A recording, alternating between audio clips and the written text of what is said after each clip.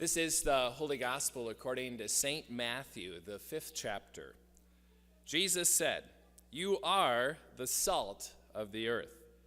But if salt has lost its taste, how can its saltiness be restored? It is no longer good for anything, but is thrown out and trampled underfoot. You are the light of the world. A city built on a hill cannot be hid. No one, after lighting a lamp, puts it under a bushel basket, but on the lampstand, and it gives light to all in the house. In the same way, let your light shine before others, so that they may see your good works and give glory to your Father in heaven. Do not think that I have come to abolish the law or the prophets. I have come not to abolish, but to fulfill. For truly I tell you, until heaven and earth passes away, not one letter, not one stroke of a letter will pass from the law until all is accomplished. Therefore, whoever breaks one of the least of these commandments and teaches others to do the same will be called least in the kingdom of heaven. But whoever does them and teaches them will be called great in the kingdom of heaven.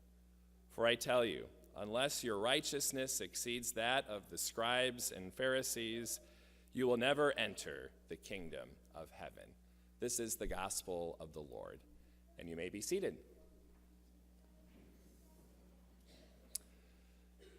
So I was sitting in the front pew there and singing with all of you, and all of a sudden this great sense of gratitude came over me as I began worship with all of you.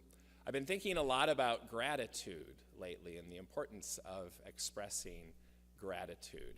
And I wanted to start off my sermon today by just giving a few things that I'm grateful for, that I have gratitude for in my own life. I think it's a very important thing. Things that you might say bring salt and light to my life. I'm very grateful for this church and for all of you. And I give thanks for this opportunity to be your pastor, to serve you. So I give thanks for that. I give thanks for an amazing staff. I was running a little bit late this morning, and not to worry, the staff had everything taken care of for me. And so I give thanks for our staff as well. I give thanks for Josh and Amanda and for the opportunity to baptize little Emma Claire. She's an amazing little child. I think she has healing properties. I took her hand and I was instantly calmed. She just has a very calming presence. So many things to give thanks for, so many things to be grateful for. So I encourage you in your day-to-day lives to take some time out to think about those things in your life that you are grateful for, those things in your life that bring salt and light to your life, which is what our gospel is about this morning. So I wanted to begin my sermon with a story that I heard from my wife several years ago. Way back in like 2009 or 2010, my wife was a part of a continuing education group that would meet in North Carolina. They took 3 different trips to North Carolina, and they studied different topics each week, and they would bring in different theologians and teachers. Well, one week that she went there, the topic was on preaching, and there was a man named Fred Craddock, Dr. Fred Craddock, that was there. And for us preacher types and for us theologians, this was a really, really big deal. Fred Craddock is just one of the most amazing preachers that you ever heard. In fact, I think he was even named in Time's most influential preachers of the last century. Just this amazing person, Baptist preacher. I think he was a pastor down in Georgia, if I'm not mistaken, in Tennessee. So he's a guy from the South. So he has that great southern accent. And he told the group a most amazing story that I'd like to share with you now. And it's a story about identity. It's a story about our identity as the beloved daughters and sons of God. And I think that's an important fact to always remember, that we are the beloved of God, that God loves us beyond anything we can ever imagine. So this is a story about being a beloved child of God. So Dr. Craddock, Fred Craddock, I call him Fred, right? He's practically a friend. So Fred and his wife were out for dinner one night. This would have been way back in the 1950s. And they would have been vacationing in Tennessee. And so they stopped at a restaurant, and they began to enjoy a wonderful meal. And this is early on in his career, so he was a young preacher in his mid-20s. And this older gentleman walks up to them and sits down with them. And he begins to ask where they're from and what they're doing in Tennessee. And so he took great interest in them and asked them how their vacation was going and where they had been. And then the conversation turned to what they do for a living. And so he turned to Dr. Craddock and he said, well, what do you do for a living? And Dr. Craddock was very excited that he had asked this question because, you see, he was kind of annoyed that this gentleman was asking all sorts of questions about what they were doing. He wished that he would just go away so he could just enjoy this meal with his wife. So he was really glad he asked the question, what do you do for a living? Because, and I've had this experience too, because whenever a preacher tells someone what they do for a living that they don't know, usually that person runs away. They don't necessarily want to talk to preachers. I've had that experience multiple times. What do you do for a living? Oh, I'm a Lutheran pastor. Oh, okay, well, you have a great day. And then they walk away. It's amazing how it happens. But every once in a while, I'd say about 10% of the time, maybe 5% of the time, the person takes interest and has questions for you. Usually it goes one way or the other. And so this man says, what do you do for a living? And Fred Craddock says, well, I'm a preacher. Well, this older gentleman was in that 5 or 10% of the population that takes great interest in that fact. And this older gentleman says, oh, that's wonderful. You're a preacher. I've got a wonderful story for you about a preacher. So the old man starts talking about his childhood. And he shared a lot about how, as a young person, he was born in 1870, mind you, so this is a long time ago. He said when he was born, he was ostracized by his community because he was born out of wedlock. His parents weren't together, and the father left and abandoned this son. And so back in those days, they were considered illegitimate children. They would have been ostracized by their community. And so this gentleman talked about how he was berated by his community in school and in other places as well. And he carried great shame as a young child because he was born without a father in his life. And it caused him great pain and great shame as well.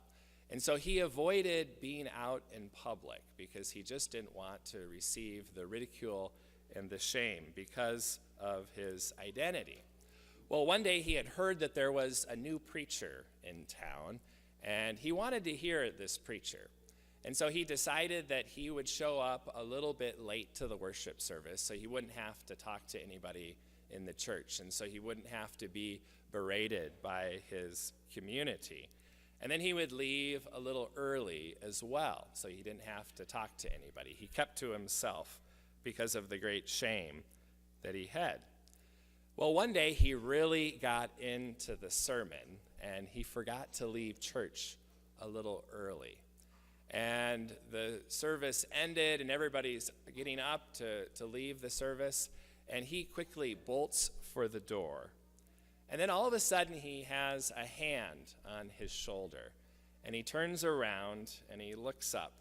And it's the preacher, this great, big, tall preacher. Grabbed him by the shoulder, turned him around, and he said this. He said, "Who are you? Who are you? Whose son are you?" But before he could say anything, this older gentleman, as a child, the preacher said, "I know who you are.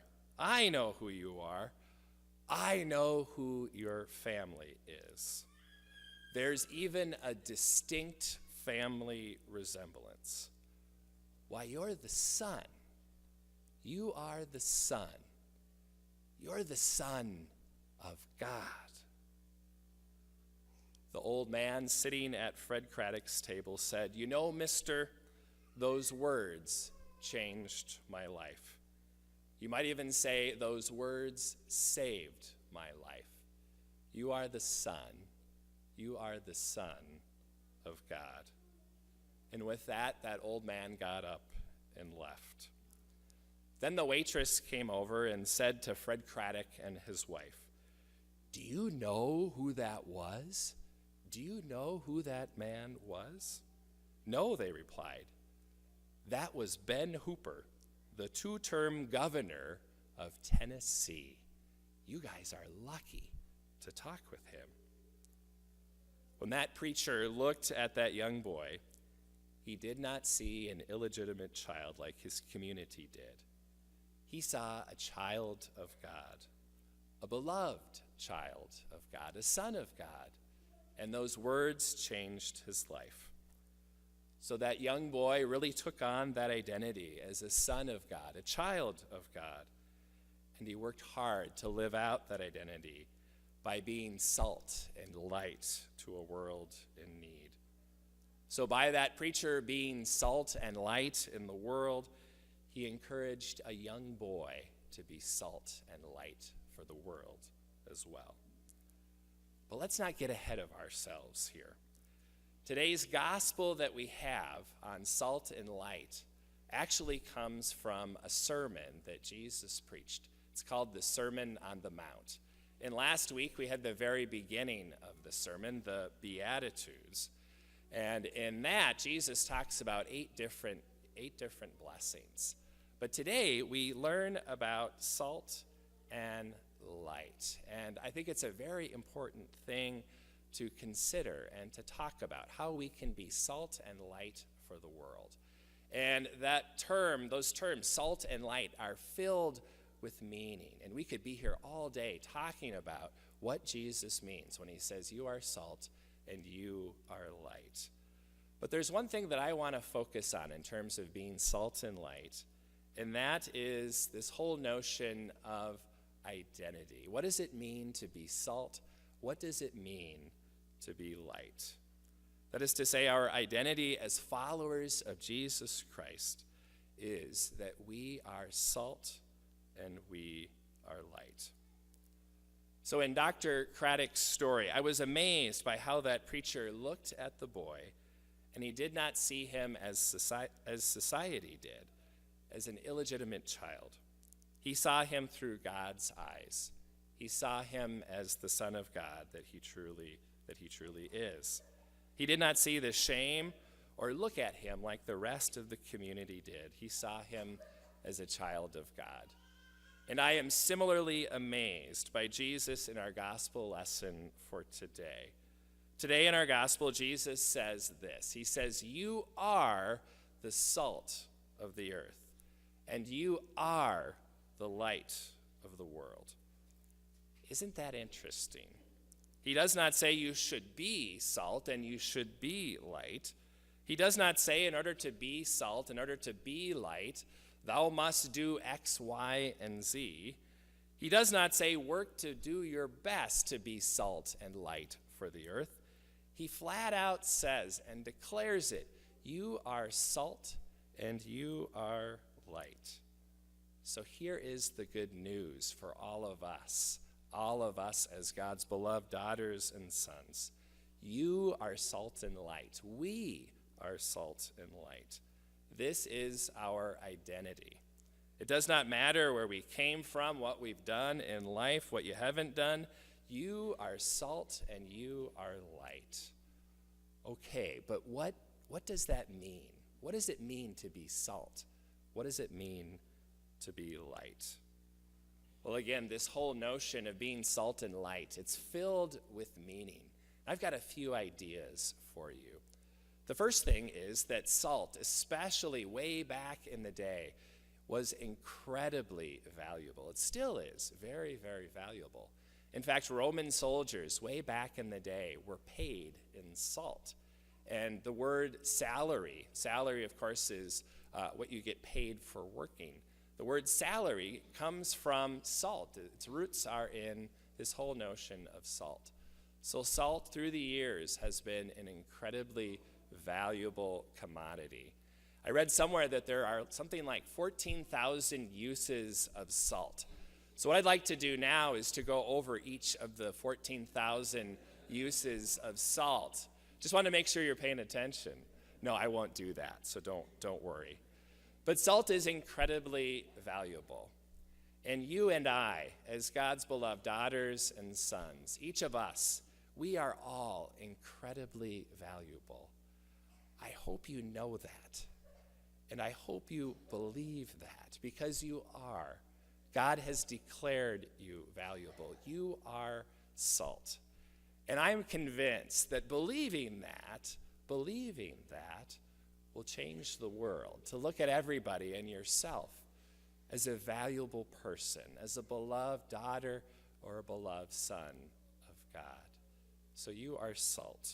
You are valuable. Salt is also a flavor enhancer. It makes food taste really good. There was one day I was barbecuing, and I burned the living daylights out of some hamburgers, and I took some Lowry salt. That's really good salt, by the way. I put those on the burgers, and all of a sudden, it was like the most perfect burger you've ever had in your life. Salt makes things better. It makes food taste better. It enhances flavor. And we, as God's children, go out into the world to make the world better, to enhance the world, to perhaps make the world more tasty, you might say. So we go out and we are salt. We work to make the world better. We go out and we reach out to our neighbors in need. We work to heal the world. We work to care for the world. We, as God's children, work to make the world better and to reach out with the good news of the gospel of Jesus. So that's salt. Then Jesus says, you are the light of the world. And then goes on to say, let your light shine before others, so that they may see your good works and glorify your Father in heaven. So not only are we all salty people, and that's in a good sense, we're all salty people, we are also people of light. You see, Jesus is the true light in our world, and you and me, we reflect that light into the lives of our brothers and sisters in Christ. We reflect that light into all the dark places of the world. There are many dark places in the world, to be sure, and many dark places in our souls as well. You might even call those dark places places of sin in our life. Christ's light works to illumine those places, those dark places, those places of sin and separation. And Christ's light works to bring forgiveness and new life to a hurting world. So this is our identity as Christians. We are salt and we are light. And we did absolutely nothing to earn this identity. We are salt and light because Jesus said so in our gospel for this morning. So how have you been salt and light to the people around you? What have you done in the last week to be salt and light? How have you worked to enhance the world? How have you worked to reflect the light of Christ into a dark and broken world? Those can be some really scary questions to consider, especially for us Minnesotans. We don't like to talk about ourselves, right? We especially don't like to boast about ourselves and to brag about ourselves. But I think it's an important question to consider. How have you been salt and light? How can you continue to be salt and light to the people around you? So that's one question to consider this week. The other question to think about is, where have you seen people being salt and light in this world? Something to think about and to consider. Perhaps as you're watching the Super Bowl, and if the game gets a little boring, maybe you could think about that. How have you been salt and light, and where have you seen salt and light in the world? Maybe you could even start a salt and light journal and write those thoughts down. In case you haven't noticed, we are living in an anxious time. not only in our country, but also throughout the world. We are living in a divided country and world. But there is good news in the midst of all of that anxiety. We are living in a world where there are people who are already salt and light. People like you and me, people like all of us. We are all children of God. So keep being the salt and light that you have been declared to be. God is using you and will continue to use you to bring new life to this hurting world. That new life is the message of the cross, and it is the cross that will always bring us hope in the midst of an anxious and tense world. In fact, those very words, "You are salt and life," can change your life, can change the world, and bring new life wherever you look. This is good news. Amen.